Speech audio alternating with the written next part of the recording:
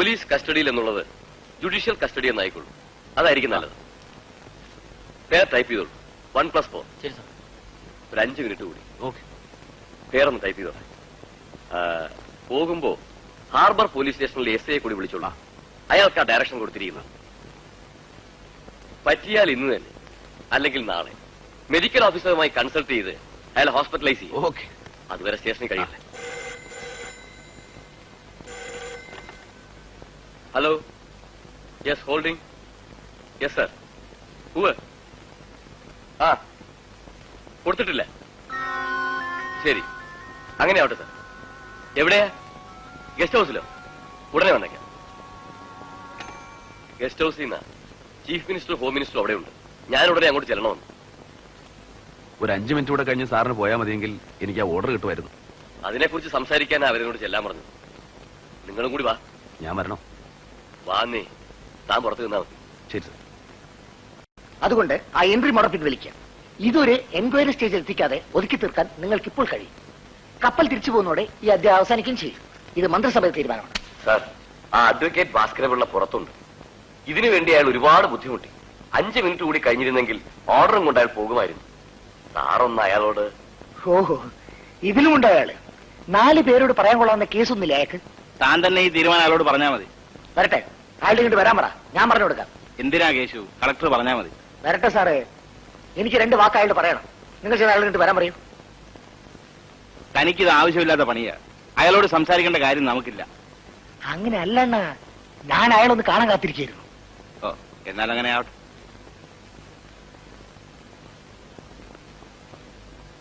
എന്താണ് സാർ എന്നെ കാണണമെന്ന് പറഞ്ഞത്? വെറുതെ ഒന്ന് പരിചയപ്പെടാമെന്ന് കരുതി. അല്ല, ഏത് ഗവൺമെന്റ് ഭരിച്ചാലും അവരെ കരിവാരി തേക്കണമെന്ന് തനിക്ക് നിർബന്ധമുണ്ടല്ലേ? കുറെ നാളായല്ലോ തനിക്ക് ക്രിമിനൽ തുടങ്ങിയിട്ട്. കേശു, എടോ, പ്രസിദ്ധി ഉണ്ടാക്കാൻ വേറെയും വഴികളുണ്ട്. സാമൂഹ്യ ക്ഷേമമാണ് ലക്ഷ്യമെങ്കിൽ അനാഥാരത്തിലുള്ള കരി വാങ്ങിച്ചു കൊടുക്കുക.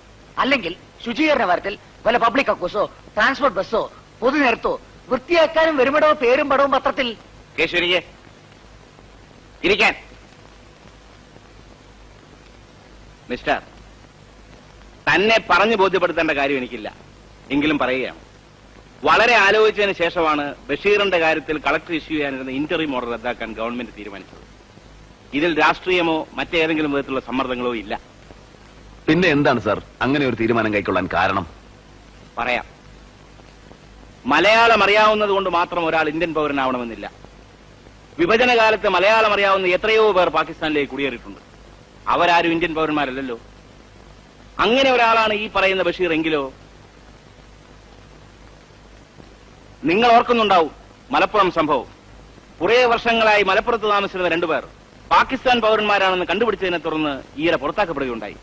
അത് ഉയർത്തിയ വിവാദം തന്നെ ഇതുവരെ കെട്ടടങ്ങിയിട്ടില്ല. അതും ഇതുമായിട്ട് എന്താണ് സാർ ബന്ധം? ഉണ്ട്. കപ്പൽ കറാച്ചി തുറമുഖം ടച്ച് ചെയ്തിട്ടാണ് ഇവിടെ എത്തിയിരിക്കുന്നത്. നമുക്ക് എങ്ങനെ ഉറപ്പിച്ച് പറയാം ബഷീർ ഇന്ത്യൻ പൗരനാണെന്ന്? മറിച്ച് അയാൾ ഒരു പാകിസ്ഥാൻ ചാരനാണെങ്കിലോ? ചാരനോ? അതെ. എന്തുകൊണ്ടങ്ങനെ സംഭവിച്ചുകൂടാ? Sir, it's a mere doubt. ആയിക്കോട്ടെ. ഡൽഹിയിൽ നിന്നും പ്രത്യേകം നിർദ്ദേശമുണ്ട്. ഈ വക കാര്യങ്ങളിൽ നേരിയ സംശയമുണ്ടെങ്കിൽ പോലും യാതൊരു പരിഗണനയും കൂടാതെ നടപടിയെടുക്കണമെന്ന്. That is what the government has done. Sir, താങ്കൾ തെറ്റിദ്ധരിച്ചിരിക്കുകയാണ്. ഒരു മിനിമം കോമൺ സെൻസ് വെച്ച് ചിന്തിച്ചാൽ നമുക്ക് മനസ്സിലാക്കാവുന്നതേ ഉള്ളൂ. മലപ്പുറം സംഭവത്തിൽ അവർക്കെതിരെ വ്യക്തമായ തെളിവുകളുണ്ടായിരുന്നു. പക്ഷേ ഇവിടെ നിർഭാഗ്യം കൊണ്ട് താൻ ഇന്ത്യൻ പൗരനാണെന്ന് തെളിയിക്കാനുള്ള രേഖ അയാളുടെ പക്കലില്ല. മാത്രമല്ല, താൻ ആരാണെന്ന് ബോധ്യപ്പെടുത്താനുള്ള ഓർമ്മശക്തിയും അയാൾക്കില്ല. ഇനിയിപ്പോ എന്തൊക്കെയായാലും ഏത് കാര്യത്തിനുമില്ലേ സാർ ഒരു ഹ്യൂമാനിറ്റേറിയൻ അപ്രോച്ച്? ആ കൺസിഡറേഷനെങ്കിലും. I am sorry Mr Bhaskar പിള്ളേ. പൗരാവകാശ സംരക്ഷണത്തിന്റെ കാര്യത്തിൽ വീറും വാശിയും എനിക്കുമുണ്ട്. അതിനോടൊപ്പം തന്നെ രാജ്യത്തിന്റെ താൽപര്യം സംരക്ഷിക്കാനുള്ള ചുമതലയും എനിക്കുണ്ട്. ഇതൊക്കെയാണെങ്കിലും ശരി, ഒരു വ്യക്തിക്ക് വേണ്ടി നിങ്ങൾ നടത്തിയ ആത്മാർത്ഥ ശ്രമത്തെ എന്റെ ഗവൺമെന്റ് അപ്രീഷിയേറ്റ് ചെയ്യുന്നു. But there are times when even A genuine mission fails. Sir, അങ്ങനെ ഒരു തീരുമാനത്തിൽ ഉറച്ചു നിൽക്കരുത്. ഞാൻ പറയുന്നത് സാറൊന്ന് ശ്രദ്ധിച്ചു കേൾക്കണം. നിങ്ങൾ സംശയിക്കുന്നത് പോലെ ബഷീർ ഒരു ചാരനാണെങ്കിൽ കപ്പലിലെ ക്യാപ്റ്റൻ നേരായ മാർഗം തേടുമായിരുന്നു അയാളെ കരയിലിറക്കാൻ. പോർട്ടിലെ 4-3-7 സെക്യൂരിറ്റിക്കാരുടെ കണ്ണുവെട്ടിച്ച് ബഷീറിനെ കരയിലിറക്കാൻ വല്ല ബുദ്ധിമുട്ടുണ്ടോ സാർ? അയാൾ പാകിസ്ഥാൻ പൗരനാണെങ്കിൽ ഇവിടെ ആരാണ് സാർ അയാളുടെ ശത്രു? അയാളുടെ ന്യൂസ് പത്രത്തിൽ വന്ന ദിവസം അയാളെ ചിലർ കൊല്ലാൻ ശ്രമിച്ചത് എന്തിനാ? അതൊരു കെട്ടിച്ചമച്ച കഥയാണെങ്കിൽ ഇനി അഥവാ യാഥാർത്ഥ്യമാണ് എന്ന് തന്നെ ഇരിക്കട്ടെ. എന്നാൽ എന്താ, അക്രമികൾ കപ്പൽ കൊള്ളക്കാരായിരിക്കും.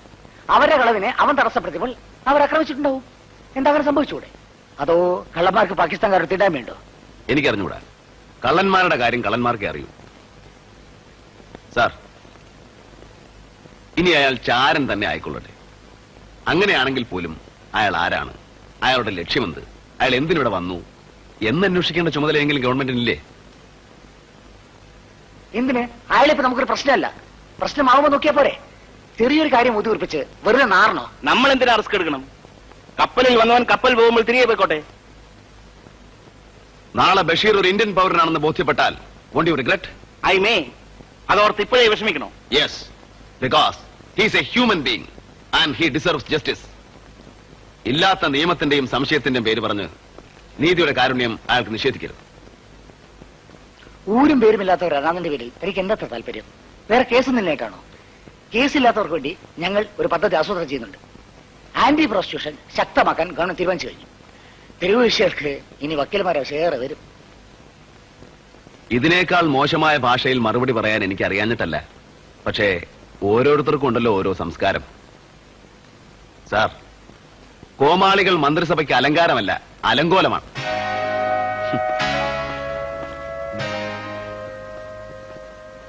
വടി കൊടുത്ത് അടിവഴിക്കുന്ന സ്വഭാവം പണ്ടേത് എനിക്കുള്ളതാ.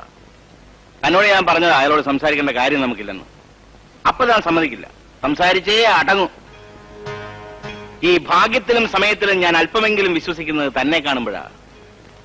എന്ത് ആകർഷണ ശക്തി കൊണ്ടാടോ 12 പേർ തന്നെ ഉപഗ്രഹം പോലെ ചുറ്റി നിൽക്കുന്നത്? കഷ്ടം.